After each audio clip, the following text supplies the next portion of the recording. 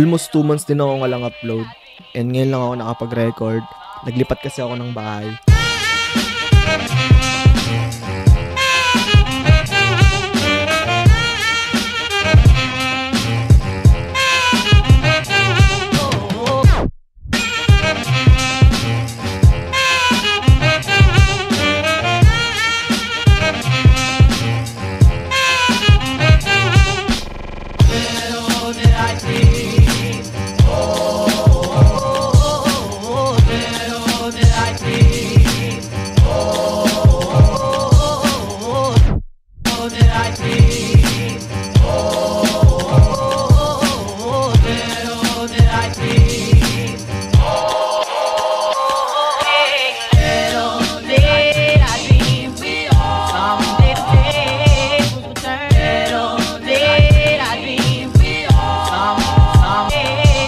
And grabe, hindi ko expect na sobrang dami palang kailangan. Ang dami ka palang gamit na kailangan muna bago maging livable yon. Masaya naman. Although, hindi nga lang ako nakapag-record and upload and shit. Pero, eto na, di ba? We're back to the game, bitch. Kaya yun, usapang adulting tayo. Bukod sa pagbubukod, isa ring sign na adult ka na is nagtatrack ka na ng gastos mo, pati meron ka ng budget. Hindi natin to ginagawa nung mga teenager tayo, di ba? Lalo na sa mga lumaking mahirap dyan. Makaka-relate kayo dito na once na nung sumahod kayo, nagkaroon kayo ng trabaho, binibili nyo yung mga gusto nyo dating hindi nyo mabili nung bata kayo, di ba? Ayun yung healing the inner child daw. Pero guys, may hangganan yun, di ba? Hindi pwedeng lagi nating hinihil yung inner child natin.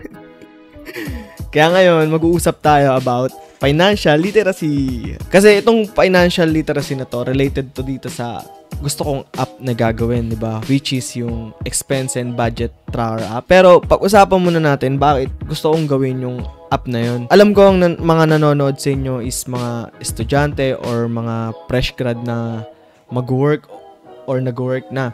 Bilang medyo nakakatanda sa inyo ng mga 2 taon, mga yan.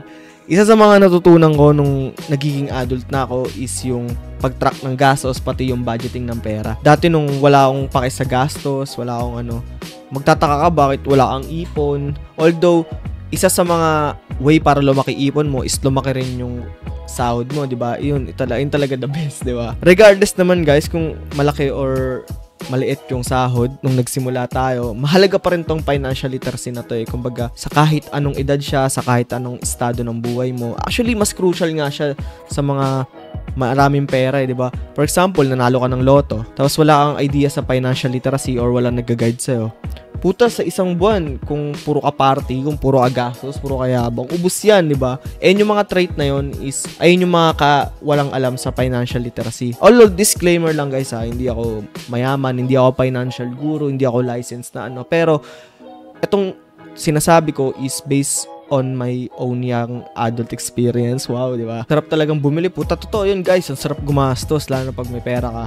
And solo mo, wala kang responsibilidad. Di ba? Yun yung the best, tangina. Pero hindi pwede laging ganun. May hangganan. Kailangan may budget ka and tinatrack mo yung gastos mo. Isa sa mga keys or foundation ng financial literacy is yung expense tracking and budgeting. And iba-iba yung way natin or iba-iba yung way na ginawa ko para ma-achieve yun. Pero mostly guys, gumagamit ako ng app.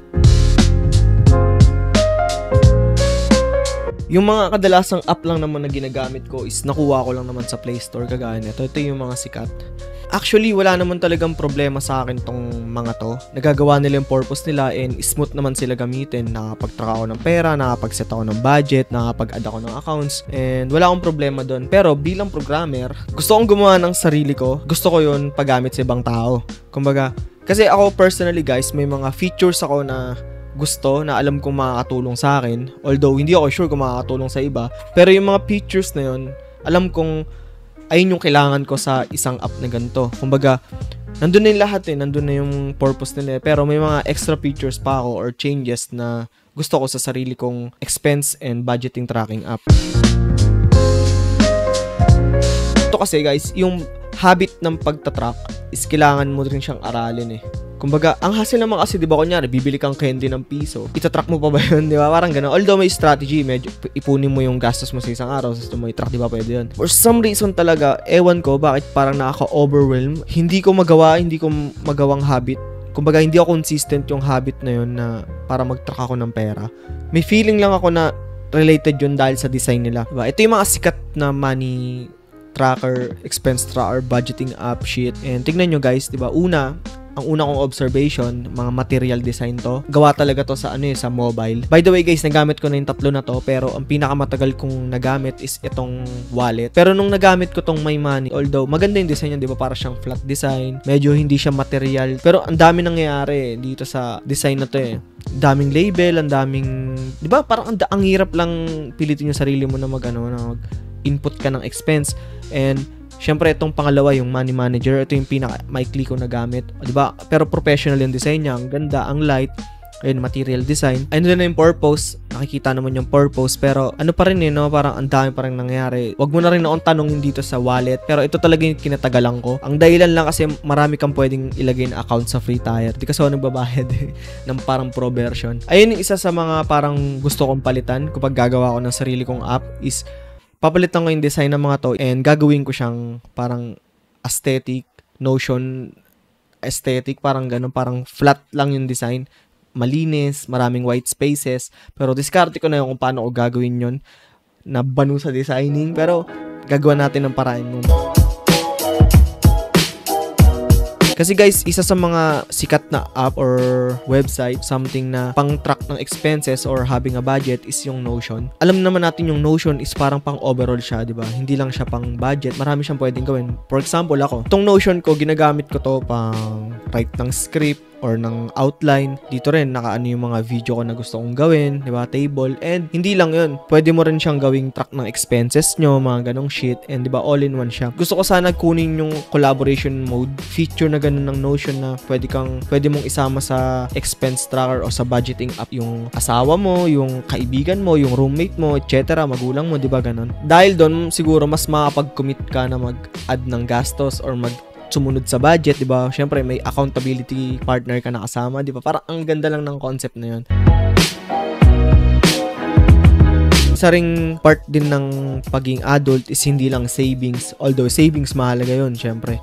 Parang ayun yung goal. Pero aside sa savings, kailangan nag-i-invest ka rin. And ako, may mga ilan din akong investment sa stocks and sa crypto. Okay din na makita mo yung investment mo. Although pang read lang, hindi naman ako yung parang auto-invest na feature. Walang ganun. Doon kasi sa expense and budgeting tracker app, gusto ko yung makikita mo yung total net worth mo, kung magkano lahat ng pera mo, tas i-off mo na lang yung mga investment mo. Kasi sa pagdating kasi sa investing guys, yung pera mo kasi doon, volatile. Kumbaga, nagpa-fluctuate siya. Depende sa stock price, sa crypto price. Maglalagay na lang ako doon sa app na hide ko ba yung mga investment or yung cash lang. Mga ganong shit. Di ba parang ang kulang na doon sa pang-expense and budgeting app mo is makikita mo yung mga investment mo. And yung last na feature na naisip ko na pwede kong idagdag sa app for the meantime to is yung mga AI capabilities. Kasi sobrang hot shit ng AI ngayon, pagaling na sila. Kaya parang mali na hindi mo siya idagdag sa project mo or parang kumbaga hindi mo siya pag-aralan. So, ang naiisip ko ngayon for the meantime na pwede nilang gawin sa app is yung pwede sila mag-generate ng report depende sa activity mo, and pwede sila mag-suggest ng mga investment depende sa risk tolerance mo, kasi kung ano yung activity mo, kung paano ka nagbabudget, kung paano ka gumagastos, pwede yun pag-aralan ng AI and magsasuggest siya ng report or ng mga advice kung paano ka makakatipid or ano yung mga pwede mong alternative sa binibili mo, mga ganun, di ba? Kayang-kayang gawin ng AI yun. Kumbaga, siya na yung mag-act na na virtual financial advisor mo, di ba? Ang ganda ng concept. Ayun yung mga extra features na gusto kong makita sa app na gagawin ko. Bukod sa pag-set ng budget or pag-track ng expenses, etong apat na to, yung new design, yung minimalist design, collaboration mode, yung investment tracker, and yung mga AA capabilities na yan, ayan dapat yung makikita nyo sa MVP na gagawin ko. So kung wala kayong idea sa MVP, ito yung minimum viable product. Kumbaga, itong mga pinagsasabi ko na feature is makikita nyo ron sa MVP. And kapag goods na MVP, kumbaga good siya, gumagana, nakita nyo yung concept, di ba? Nasunod naman yung mga pinagsasabi ko, na pwede ko nang i-extend yung MVP na yun papunta sa alpha, beta, and version 1, mga ganong shit. Napag-usapan na natin yung financial literacy, adulting, yung planong gagawing app. Kaya bilang adult, may isa pa akong adulting things na gustong i-share sa inyo, kundi yung mag-gym. Kaya samahan nyo ako mag-gym.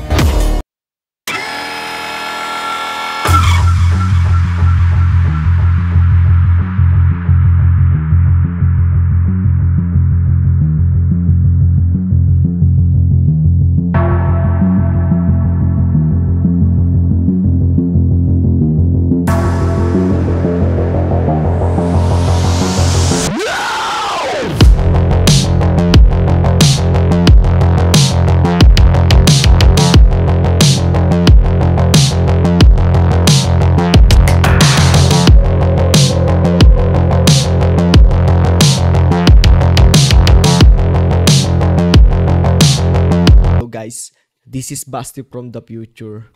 And sobrang bobo ako kasi patapos na ako mag-edit. And ngayon ko lang napansin na hindi ko pala na-explain sa video na to yung kung ano yung Simplumyo, which is na dapat na goal nung video na to. Partida may script pa ako niya na yung Simplumyo ay lang yung pangalan ng app ko. Tang inan yan. Bobo, di ba? Pero anyways, sa next video ko na lang siguro i-explain kung bakit Simplumyo yung pangalan ng app. Kasi, di ba okay lang kasi logical lang naman since ipe-present ko yung design ng app, di ba? Okay na din. Kaya, ayun, dito ko na rin tatapusin yung video na to. And, may announcement lang ako guys. Meron na akong podcast na ginagawa and nag-upload na ako ng mga episodes doon. Although, huwag kayong mag-expect na sobrang polish na podcast ha. Hindi ganun yung nangyari.